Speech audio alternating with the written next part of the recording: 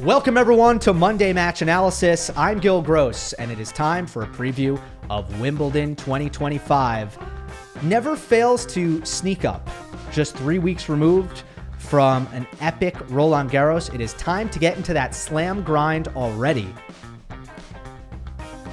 And it's so easy to get excited, despite the fact that we just went through a major championship. Wimbledon is its own beast. Aesthetically, atmospherically, historically, and the surface. The surface brings its own quirks, and it still feels novel.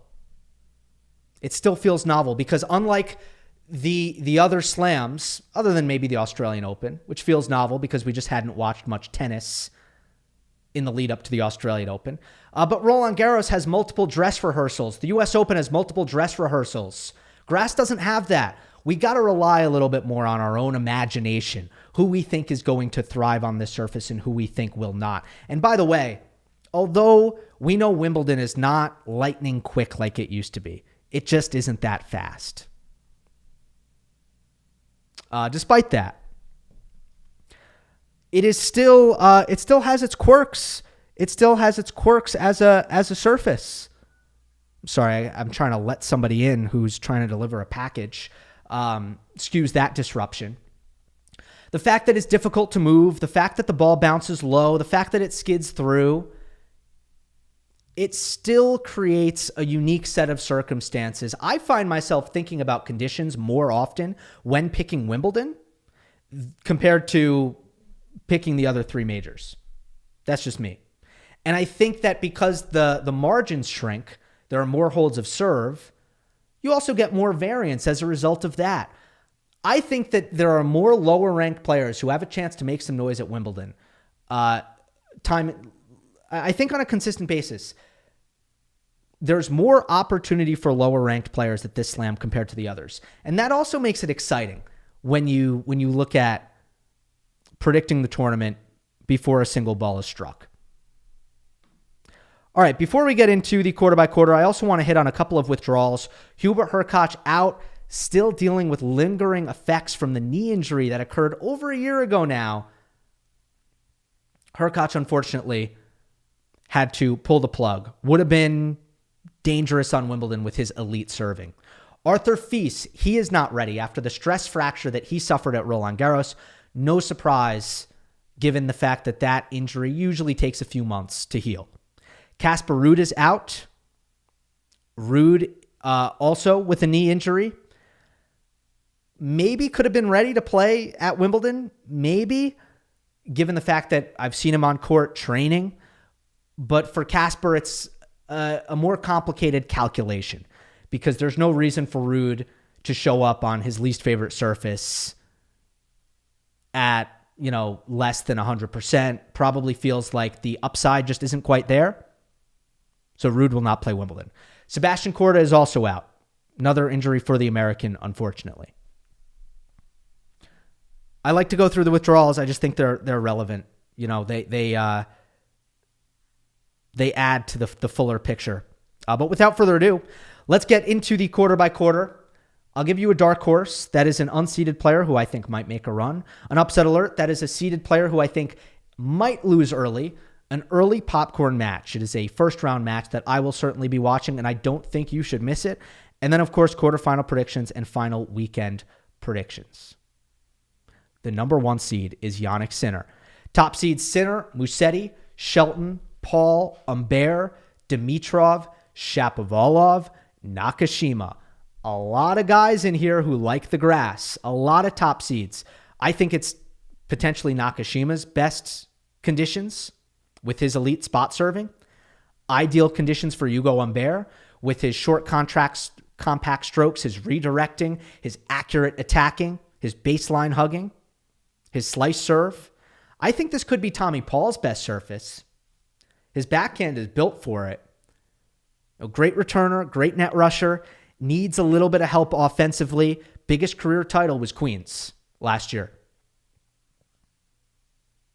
I also think, upon looking at this quarter, I was struck by just how unimpressive the unseeded players were. The least threatening collection of unseededs out of any quarter in this draw. So as a result, I don't see a lot of chaos in this quarter. I just don't see it because I feel good about the seeds. I do not feel like there are a lot of dangerous floating unseeded players. And I think we're going to see a lot of the seeds hold in this quarter. Nonetheless, my dark horse is Corentin Moutet. My upset alert is Lorenzo Musetti. My early popcorn is Shelton versus Alex Bolt, round 1.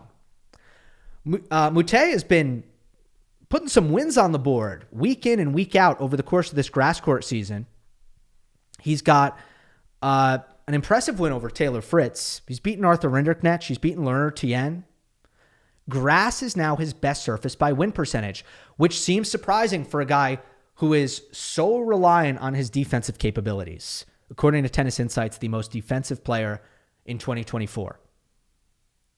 But his serve is way trickier on grass than it is on the other surfaces. It's a slice serve that comes from a low trajectory. It just doesn't bounce, and I think it's much more bothersome for players. His drive backhand is shaky, but he protects it well with a really excellent slice. We've seen that across the tour.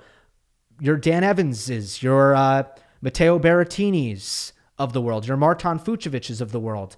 Anyone with a vulnerable drive and a great slice, grass is the surface for you. His movement style is also perfect for grass. Does a really good job with the acceleration, the deceleration, and the little choppy steps. And he's got really good soft hands for finishing. So it makes some sense. He can bring some physicality to best out of 5. And then when you look at his draw, Francisco Comesaña first round, Grigor Dimitrov second round, Tommy Paul third round. A lot of health concerns there. Grigor Dimitrov has not won a match since, I want to say, Madrid. Right? I think so. Let me check that. Yeah, Grigor hasn't won a match since Madrid. Tommy Paul was compromised at Roland Garros, fought his way through it, but clearly by pulling out of Queens and not defending his 500 points there, coming back in Eastbourne, losing his first match, there are some concerns with Tommy as well from a health standpoint. So can Moutet take advantage? I think maybe. A couple of fourth rounds in his career. Wouldn't be stunned if he makes it number 3. But that's mostly up to Tommy Paul and what kind of level Tommy brings to the table, how close to his best he plays. My upset alert. I don't like this one. I think I have to put Lorenzo Musetti. I put Lorenzo Musetti. Now, gun to my head, if I really had to be correct on this, I might put Denis Shapovalov, number 27 seed, playing Mariano Navone in the first round. Even though Navone by no means would be known for his grass court tennis, I still think that might be a more likely upset. Dimitrov against Nishioka, just because of the health stuff, maybe a more likely upset than Basilashvili over Musetti.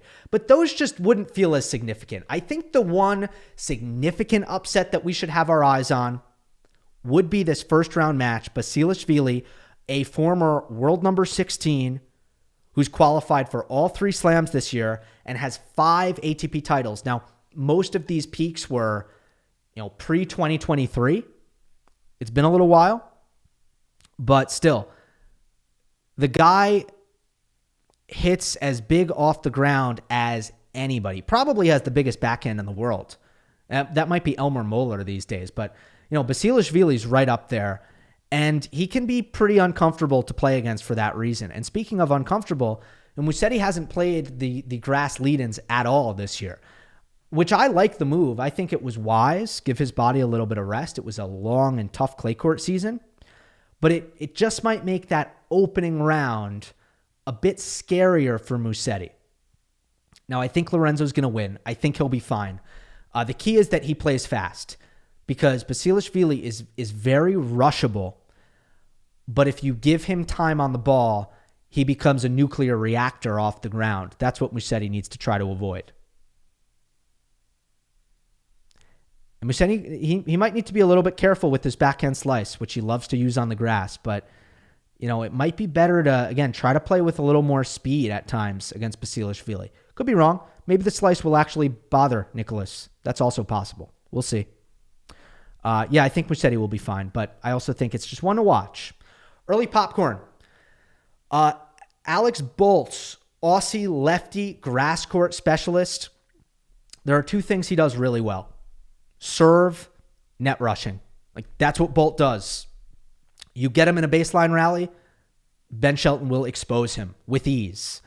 But it's a matchup where, like, Bolt knows what he's good at, and first round on the grass, it's still slick. It's at its quickest. It's a weird guy to play against. He's kind of like a Wimbledon specialist at this point because he keeps qualifying. Now, Shelton, I love him at the majors. I'll talk more about him in a moment. He loves to make things interesting. He doesn't really lose early at majors, but he loves to make things interesting. So between, Shelton's penchant for entertainment early at majors, the fact that this is a fun one with I think a lot of interesting points will be played out with creative attacking tennis. The entire court is going to be used. This is one that I wouldn't mind watching. Not an emphatic early popcorn, but definitely an early popcorn. My quarterfinal prediction is Jannik Sinner defeats Lorenzo Musetti. So let me start with the Musetti aspect of this. On the bottom half of this quarter, I think the big question is, are you going to go with Shelton or are you going to go with Musetti? And it's a tough call for me. This is not an easy one. But what I'll say about Ben is a lot of people think that clay is clearly his worst surface and that grass and hard are clearly his best surface. I'm not so convinced of that. I look at Ben as a grass courter. I see some problems potentially. He's at his best when he's hitting minimal backhands. On grass, you have to hit more backhands. Ball comes through faster, tougher to run around, tougher to recover into your forehand corner when you drag yourself out of position. So you've just got to accept more backhands. Deader bounce. It hurts his forehand, heavy RPMs on that ball, hurts his second serve big time. I still think he's going to get a decent kick even on these Wimbledon courts, but it's not going to be like what he does in a lot of the other conditions. It's a big asset for his serve. I also think Shelton can use a little bit of extra time on the return of serve. That's probably his weakest shot technically at this point. And I think conditions that allow Ben to just get into more points could be beneficial for him. Grass is challenging for the return of serve. I don't think that helps Shelton. Now, I still think that Ben can be really effective as a server and as an attacking player. I'm a huge believer in his mental game. I'm always trying to get behind him at slams. So, again, I wouldn't be surprised if he finds himself in the quarterfinal. But, I give a slight edge to Musetti, who I think can show off his guile, bother Shelton with a little bit of the variety. And I think he's a little more solid on this surface than Ben, who I think can get a little bit leaky with the backhand and on the return. And I think we'd see a lot of net rushing from Shelton in that matchup, like a ton of it. And I don't know, I might like Musetti's ability to scramble and pass more than I like Shelton's ability to force his way forward. That's kind of what I see. Musetti over Shelton, but that's an interesting one. Sinner, not much of a hesitation. Now, first of all, I think there's a big question of, okay, maybe there's two questions. How concerned are you with the Hala defeat? Not really concerned. It is one of the most overwhelming offensive repertoires in tennis. Fully loaded, fully confident, essentially on indoor grass. Alexander Bublik and Hala playing his best tennis. I mean, it's just a tough spot for anybody. And Sinner's coming off of a tough Roland Garros. And I would have said the same thing for Alcaraz. If Alcaraz lost, I would have said, all right, I get it. It's tough. It's tough to recover from what those two did in Paris. So Sinner takes the loss. I put nothing into that, really. Can he emotionally recover from Roland Garros? Again, my answer with that is I've never seen anything linger with Sinner. I just haven't seen it yet. So once I see it, okay, we can have that conversation. But I'm not going to assume that it's going to happen when I've never seen it before. I saw him become world number one. Didn't affect him. Get rich and famous. Didn't affect him. Win his first major. Didn't affect him. have this media circus, this massive mega distraction that started behind the scenes, and then it went public, and there were numerous iterations of it with the anti-doping saga. Never affected him. So I don't know. I'm just not going to assume that anything's going to affect Sinner until I'm proven otherwise. Draw is pretty good. Shapo in form at Wimbledon can be pretty scary, but he's not in form. Tommy Paul is a very known commodity. Dangerous, but a very known commodity. Musetti or Shelton on the other side, well, better than having Novak Djokovic on the other side of your draw, but probably worse than having Rune or Fritz on the other side of your draw. All right, let's move on. Jack Draper's quarter. We've got Draper, Djokovic, de Minaur, Menchik, Mahach, Kaboli, Bublik. Dark horse, Marcos Giron. Upset alert, Tomas Mahach. And early popcorn, Bublik versus Munar, round 1. Look, the seeds in this quarter are stacked. I mean, Bublik is a joke of a 28 seed. I think everybody could agree on that, regardless of what you think he's going to do. Menchik has just so much potential on this surface. De Minaur has played his best tennis on grass and was going to play a quarterfinal against Djokovic on the grass last year had he not been injured. By the way, we might get that matchup after all in the 4th round here. Djokovic, de Minaur could happen if the seeds hold. I think Alex would love that. And I hope we see it. I think it would be, a bit of poetic justice. I do think that de Minaur's chances would be a lot worse this year compared to last year. But then you have Djokovic and Draper. So this is a really strong quarter. My dark horse in Marcos Giron is not a player who I have really hyped up much in terms of upside at any point in time. But the forehand is a pretty perfect grass court weapon. Just hyper accurate and flat. His movement style works well. He's got really strong legs. He stays nice and low. He's had some good wins on the surface. He beat Rublev last year on the grass. A lot of this comes down to Menchik, though. And can he keep his body and his mind together? Because if he does, I think he can outgun Giron quite easily. But Menchik has had those vulnerabilities in best-of-5 set matches. He has dramatically underperformed so far in his career as a favorite at majors. And Giron, he's looked pretty good to me, so I make him the dark horse. I'm not too passionate about it, to be honest. Tomas Mahach. Well, he finished 3 matches. He's my upset alert, in case that's not clear. He finished 3 matches in Halle, so that's good. We didn't get a retirement in Halle. Love that. I actually love his attributes on grass in theory. He's got kind of a precision slice serve. He's even off of both wings. Backhand might even be a little bit better. It's flat. He redirects well. He comes forward really well. His volleys are great. So I kind of like the build for Mahach on grass. Just hasn't panned out with results so far at all. Did come back from down 5-love in the 5th against Goffin last year at Wimbledon, but overall, it hasn't been great for him, and I think that's a movement thing. I haven't watched him enough to be super sure about that, but I think it's just the movement. Hasn't gotten comfortable on grass, and he's got a tough couple rounds. He's got Damir Zhumer first round. Zhumer's been looking just really good, and he's experienced on grass. He's not bad on grass.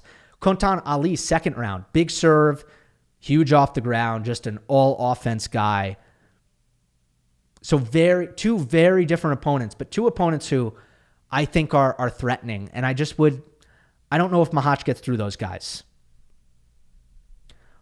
Early popcorn is Alexander Bublik, Jaume Munar, first round. Look, first of all, Jaume Munar has been dangerous for everybody all year long. He is 5-5 against top 20 competition, and he almost beat Carlos Alcaraz in Queens. He came very, very close.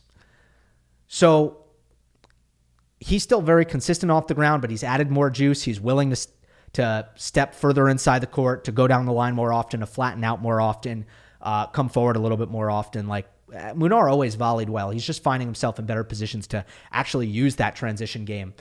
His serve is kind of sneakily kind of big at times as well. But for Alexander Bublik, who's just looked awesome his last 2 tournaments, Roland Garros quarterfinal, Halle champion. A couple of things to flag here and why I think everybody should be watching this match carefully, because it's not a given. It's not a shoo-in for Bublik. First off, you look at his grass court resume and you can poke a pretty big hole in it. Everything is very Halle-centric. Against top 50 competition, Bublik is 9-1 in Halle lifetime.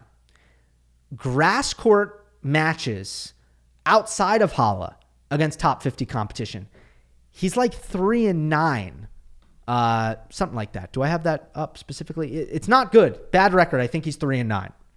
So, there's that. There's the small sample size in terms of Bublik being somebody who we look at as like a top 10 threat at a slam. That just happened, which means it's a little bit less secure that it's real and that it's true. The other thing that I would point to is just the mental aspect of it. So now he comes in with expectations. How is he going to deal with adversity as a favorite? Because that's a whole different thing. It's one thing being down 2-0 at Roland Garros against Alex de Minaur, where everyone's like, yeah, you're going to lose. Like, Sasha's going to lose. That's one thing. What happens when you're in the first round at Wimbledon? You now think that you can actually do some big things at this event. And now you're down 2-1 against Jaume Munar. How do you react to that? And that's where I still think we could see the vulnerabilities of Bublik's volatility mentally. I'm very intrigued by this first round match. I want to see what kind of Bublik we see. Now, mind you, I think technically he's unlocked some stuff. For more detail on that, definitely check out the Monday match analysis that I did after he won Halle last week. I just think as a baseliner, he's improved leaps and bounds since switching rackets to the Babolat Pure Arrow. And I mean, I don't know how much the racket is to credit, but he looks like a different baseliner to me. So I'm a buyer in Bublik, but I'm a tentative buyer in Bublik. I don't think it's a given. Quarterfinal prediction here. I've got Djokovic defeats Menchik. Yeah. So let's go with the bolder end of that, which is Jakub Menchik. I will say right away, nothing about Menchik's results suggests that I should be making this prediction. Like flat out, it makes no sense when it comes to results. He had a bad Roland Garros. He lost second round at Queens to Bautista Agut. He lost second round at Eastbourne to Davidovich Fokina. Jack Draper has consistently been a top 5 player all year. And we won Stuttgart last year. And Alexander Bublik, we just talked about him and how dangerous he is with his offensive skill set and how confident he is at the moment. Dangerous with his weapons. So I get it. It makes no sense. There's a couple of aspects to this. First of all, I think with Menchik, it just makes a lot of sense. Makes a lot of sense. Let me clarify. Not from a results standpoint, from a projection standpoint. When I look at the assets of his game, deadly accurate big server, ironclad backhand, skilled net rusher, flat ground strokes. Now the concern would be his forehand contact point. How much does it bother him that he's going to get it lower on average? Sometimes I've felt like he attacks much better from around shoulder height. And then the other aspect is the mental thing that, he's lost from 2-0 up now 3 times at majors, and he's only 19 years old. That's a huge concern. My thing is this: if he makes it through the early rounds, if he avoids those landmines, and suddenly he's in a 4th round match against a Bublik or a Draper, all that goes away. Now he gets to play underdog. I like his swagger. I like his belief. I like his confidence. I always have. He's got a winning record against top 10 competition for a reason. And I think it's a letdown spot for Draper and Bublik, who are going to have this blockbuster 3rd round match circled. It might be long. It might be epic. It's going to be emotional no matter what. And then they have Menchik waiting for them on the other end of it. And I just think Jakub might be able to take advantage of that. So that's that. Going to roll the dice. Look, part of it is I feel like Draper, Bublik is kind of a 50-50. And I get to avoid that 50-50 by picking Menchik. But Djokovic is my semifinalist, not Jakub Menšik. I think Novak can get revenge from Miami. Look, Novak is a solid third favorite for me here. The way he was serving and striking the tennis ball at Roland Garros was all I needed to see. It was top-notch, cream of the crop, offensive tennis from Novak on the clay. And the grass court results speak for themselves as of late. Even though he's lost back-to-back Wimbledon finals to Carlos Alcaraz, let's look at the context around that. He made the final last year at 85% movement. The only guy who could take advantage of the missing 15% was Alcaraz. He has made 6 straight Wimbledon finals.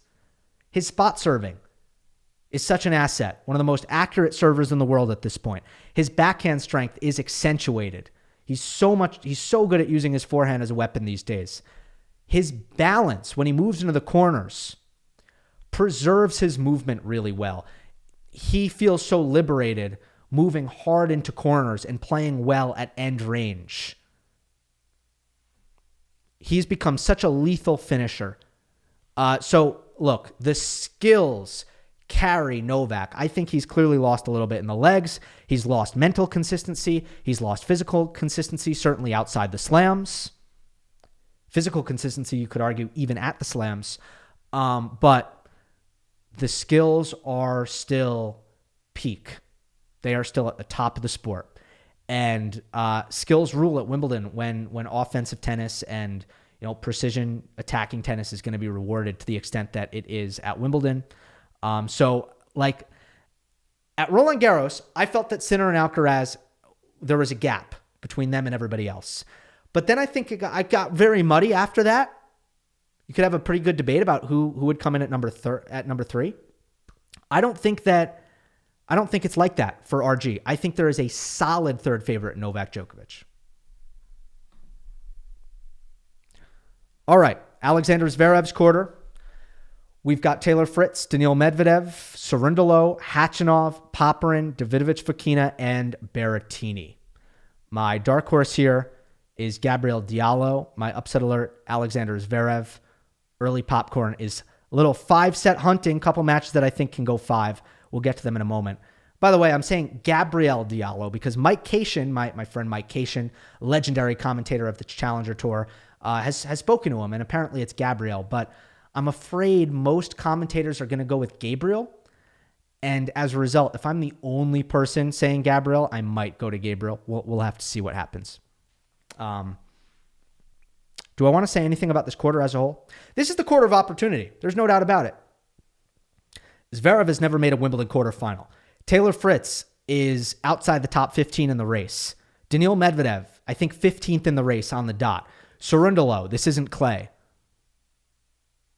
Khachanov, Popyrin, Davidovich Fokina, Berrettini. I mean, this is the quarter of opportunity. There's just, period. Can Diallo take advantage of that opportunity? He is a 6'7" Canadian, a high percentage big server, great footwork with for his size, transitions well, volleys are improving rapidly. Went 8-2 on the grass in the lead up, won his first career title in Hertogenbosch, and he's got a good draw. Daniel Altmaier in the first round. Well, Taylor Fritz in the second round. And that's what this kind of comes down to. Just like for Marcos Giron, a lot would be up to Menšik and what he brings to the table. I think for Diallo, a lot would be up to Taylor Fritz. And we'll talk about him more later. Davidovich Fokina, third round. Medvedev, fourth round. Again, you could kind of see it. Probably not him going through all those guys. He would need some upsets, but you can just kind of see it a little bit. At least I can. Upset alert is Alexander Zverev, who seeks his first Wimbledon quarterfinal. He does have a 16-8 lifetime record at Wimbledon, so it's not like he doesn't win matches. It's not as extreme as, say, a Casper Ruud, for example. But there are also reasons why grass clearly takes a lot away from his game. He's made at least 4 major quarterfinals at the other majors. At least 4 and 0 at Wimbledon. Kind of amazing. His lack of offensive initiative hurts him because he doesn't defend as well. Lower contact points hurt his backhand. And the serve just never seems to take him as far as you'd think on this surface. probably because it's not a precision serve. It's a power-oriented serve. And he doesn't really slice the ball out wide or, locate the ball into the corners consistently, which is, a little bit more valuable on grass than finding 130 miles per hour and serving 73% in. A couple of points I want to make, though, before I get into his draw. I think he's played way too much tennis. He's played 48 matches this year already. That's going to catch up to him. That is way too many. And you're looking at, honestly, a lot of German events that he's played outside of the Masters 1000 weeks. He played Munich. He played Hamburg. He played Stuttgart the week after Roland Garros. He played through February, which had nothing to do with Germany. He played the Golden Swing. I just think it's too much. And at some point in the season, it might be now, that's going to haunt him. He's got a tough draw. Arthur Rinderknecht looks like a different person since getting married. I was watching Rinderknecht at the start of the year. I'm like, what's wrong with him? He looks down. He doesn't look right, emotionally. Since getting married, he looks great. So, love to see that. Second round is fine on paper. Gruskin loves Chris Rodesh, so maybe we'll see something out of Chris Rodesh. Berrettini, third round, obviously can be a nightmare. Matteo actually beat Zverev at Wimbledon just 2 years ago, and it was in a similar circumstance. Berrettini coming back from injury, actually unseeded, beat De Minaur 2. Dangerous. I think Zverev might be in some trouble here. Early popcorn. Just a couple of matches that I think might go 5. Karen Khachanov versus Mackie McDonald and Francisco Cerundolo versus Nuno Borges. None of the popcorn matches to me in this section were blockbuster popcorn, box office intrigue. But if you're looking for close competitive matches, I think those two both can be high quality and tight. Quarterfinal prediction. Fritz defeats Berrettini. Where shall we begin? Let me start with Taylor. Now, Taylor had a great draw at Roland Garros, other than a sneaky, tough first round against a guy in Daniel Altmaier who's been known to pull off some RG upsets. And Taylor couldn't get through that one. I've definitely over-predicted Fritz a lot this year. He hasn't had a good year. But I'm going back to it. I'm not going to get completely off of him just yet. Here's why I feel pretty good about Fritz coming into Wimbledon. I am convinced that he is finally healthy, that the oblique injury that has nagged him mercilessly throughout the year is finally completely gone. I've been loving his return strategy on the grass, particularly his forehand block return. He has dialed it in, and I think it looks great. It's consistent. It's getting him in points on a really regular basis. He has the first serve that can take over. That's what happened at Stuttgart. Nobody had a chance, period. It was a serving exhibition in Stuttgart. Wimbledon isn't quite as fast, but Taylor can still take advantage of the asset that he brings off of that serve. That flat precision backhand is also a way better weapon on the grass. Frankly, if I'm playing Fritz on clay or any regular speed hard court, I'm not afraid of that backhand. It's solid, it's unattackable, but it's not a weapon. I think on grass, Taylor can set up his forehand a lot better. He can do much more damage with that backhand. Now, the concern for Fritz is that he's a massive overthinker, and he'll be pressing mentally because he's had a frustrating season. And he'll be on court thinking, I have to do well at Wimbledon, which is not usually a good thing. That's the concern. He's gotten himself into those ruts before. I think 2023 there were some tough mental performances at the majors as a result of a kind of a similar dynamic. So that's why I have Fritz through to the semis. I have Berrettini to the quarters, despite the fact that he hasn't played since Rome. Now, I think he was injured at Rome. No, I know he was injured at Rome. He just didn't want to miss Rome again. It was, again, the ab injury, I believe the oblique injury for Berrettini as well. Pretty simple. If he's serving at 100%, I feel really good. We know what he brings on grass. Elite serve, great slice backhand, big forehand weapon from any contact point, even when it's low. Matteo can attack off of it with great success. Very underrated soft skills as well. I like his mental game in best of 5. I think he's clutch. I think he keeps his focus throughout, long matches really, really well. So a lot to love about Matteo Berrettini. There's also a long history of him coming back from injury and playing his best level immediately. He is the most decorated grass court player outside of Alcaraz and Djokovic and maybe Cilic in the entire field. Wimbledon finalist, 2-time Queens champion, 2-time Stuttgart champion. So, might Berrettini not be at 100%, not play well? Yeah, it's possible. But if he's there, he's going to be there. That's my conviction. One quick note on Medvedev.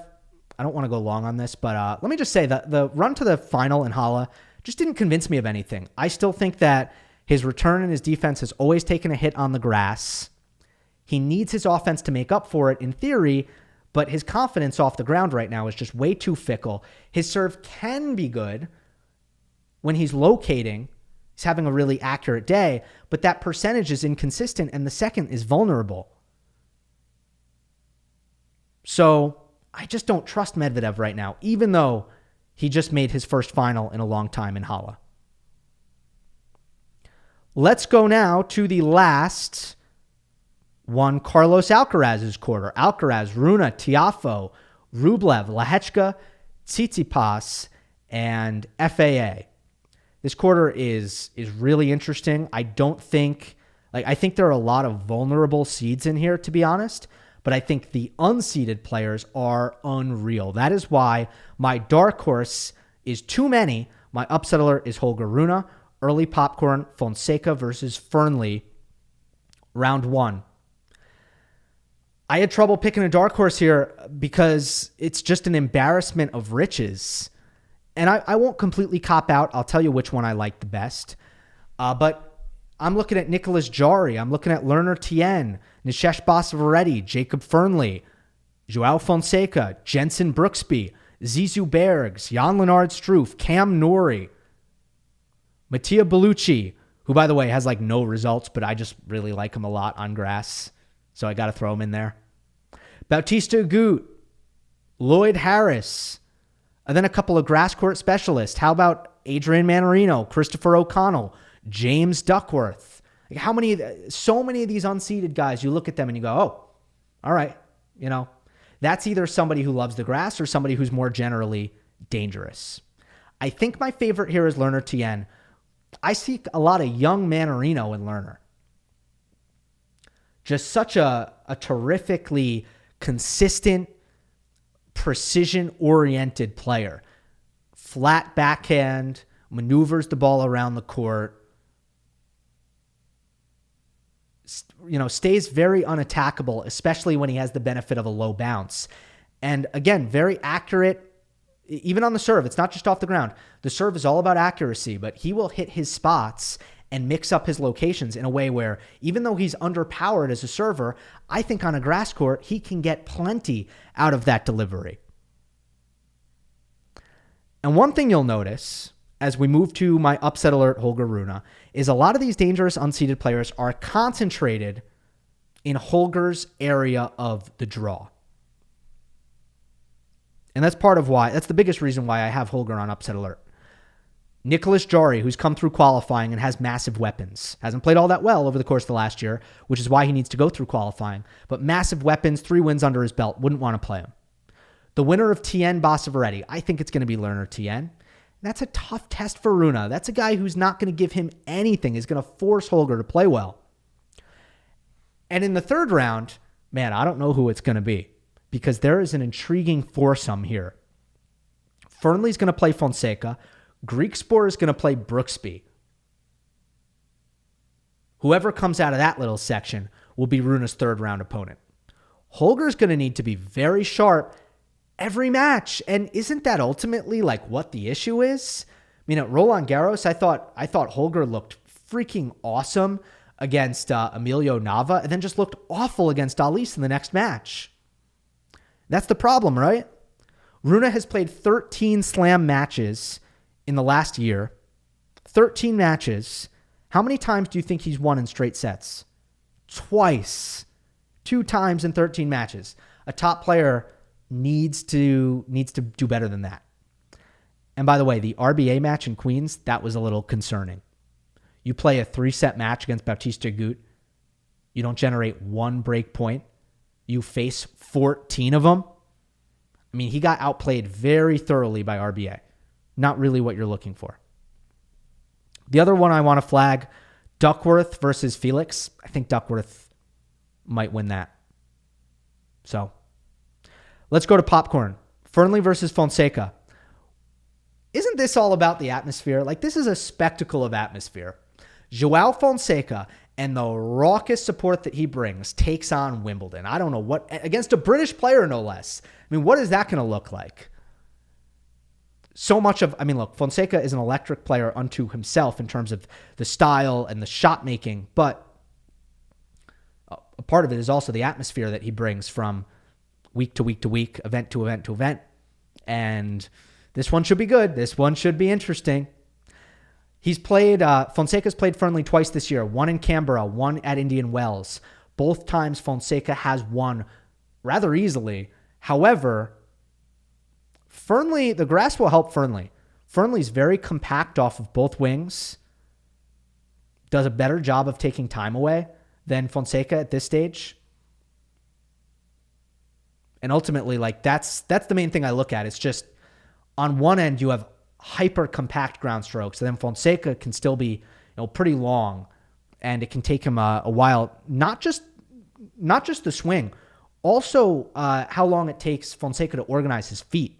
And that can be a factor when the ball's coming quickly. Should be good. All right. Quarterfinal prediction is Carlos Alcaraz defeats Frances Tiafoe.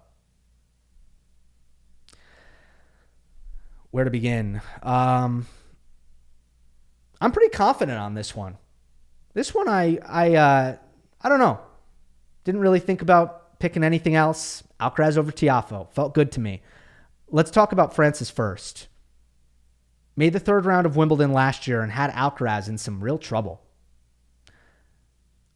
I've always loved Foe on the grass. Big flat serve, great slice serve, terrific transition game. His backhand, grass makes his backhand one of the best in the world, legitimately, because it is so consistently precise. I think that redirecty kind of shock absorbing backhand that Tiafoe possesses in these conditions, I think it turns into one of the best backhands in the world. Lehechka's there, but I see no reason to just copy and paste Lehechka just because of the Queen's run. I really prefer to back Tiafoe. There were really positive signs at Roland Garros as well for Francis, so I think he'll come into Wimbledon feeling good as well. Alcaraz got a good draw. I saw somebody on Twitter say he got a terrible draw. I don't know what they're talking about. To me, this is a good draw. Fognini first round. A qualifier in the second round, it'll either be Leandro Reedy or the Brit Oliver Tarvit. Third round, it might be FAA, but, last 4 slams, Felix hasn't been able to hold his seed. Round 4, Tsitsipas or Rublev. Also, big upset candidates, especially on the grass. Tsitsipas will not feel good about that. I don't think Rublev would either, but Tsitsipas especially. Tiafoe in a major quarterfinal, you take that. Plus, you're on the better half. You're on the better half of the draw if you're Alcaraz. It's the top half that has Musetti and Draper and Djokovic. And I'm not including Sinner because that was guaranteed based on the seeding. So it's good. It's a good draw for Alcaraz, and he doesn't need any help. That's for sure. So with that said, let's go to the final weekend prediction. To be revealed in 3, 2, 1. Sinner over Djokovic in 5. Alcaraz over Fritz in 3. And Alcaraz defeats Jannik Sinner in 5 sets. Let's start with Sinner over Djokovic. Now, you'll recall, and I said this on 3, Coming into their Roland Garros semifinal, I said Sinner in 4, but I said I'd be more surprised if it were 5 than 3. Basically, I said 4, but I was leaning more towards 3, which I think turned out to be a pretty accurate representation of how the match played out. It ended up being 3, but it very easily could have been 4. I'm going 5 at Wimbledon because I do think this will help Djokovic, these conditions. The big area where Sinner kind of created some separation against Novak, to me, was an athletic advantage. And I think on grass, the tennis could actually become less athletic. That said, the overall signs in the matchup are really, really bad. Sinner has won 5 out of the last 6. He's been broken only 1 time in the last 9 sets. And that includes a match at Roland Garros that was played at night on clay with Sinner serving 51%. Novak has to break more. It does look like he's run into a little bit of a block, a wall, where he doesn't know how to win against Sinner, especially from the back of the court, which is saying something. But that's what it looks like right now. And Jannik can hit through him because of Djokovic's decline in speed. I don't think we would have seen that happen quite as easily when Novak was in his prime. Alcaraz over Fritz, probably don't need to say too much about this, but in short, Taylor is not disruptive enough in the neutral rallies to be super threatening against Alcaraz. I see Carlos finding ways to get on the front foot, finding ways to throw the first punch in these exchanges more often than Taylor. And that's bad news, obviously, because of how lethal Alcaraz can be. I also think that Taylor has struggled to play against great speed. And even in these conditions, Alcaraz is great speed. Sometimes Taylor feels like he doesn't have enough great options to finish when he comes up against opponents like that. So that brings us to a rematch. Carlos Alcaraz versus Jannik Sinner. The Channel Sin-Caraz double. We'll see if it happens. It would be great for tennis, as it always is. There's a conditions argument for both. I think you can make an argument that grass helps Sinner because of height of bounce, because of speed, with aggressive returning and serving potential and all that. I also think you can make an argument that grass favors Alcaraz, to be honest. You can say that offensive killer instinct, that ability to find, creative ways to take control. He's a damage machine, and this surface rewards that. And then there's the S-tier athleticism, which is a big deal for Alcaraz. Like the fact that he gets on a slippery grass court and everybody's kind of walking on eggshells. And Sinner's actually a pretty good slider on the grass court, but still, Alcaraz is another level when it comes to the movement. He's Novak-like in the sense that the grass doesn't slow him down. The body control, the quickness of his feet, the acceleration, deceleration. Alcaraz moves so well on this surface.